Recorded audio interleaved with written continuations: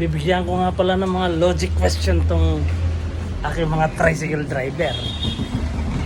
Sila naman ang aking pagtritripan. Basta, kung di yan, may tatanong ako sa iyo, mga pagkakapirahan na rin. Oo. Magkano biyahe? Magkano sa biyahe mo? Pag kanto ng trangka, Oo. 30. 30. O sige, 30. Ikaw, tatanong ko sa'yo. Kung sa karera, pag naunahan mo second place, anong place ka na?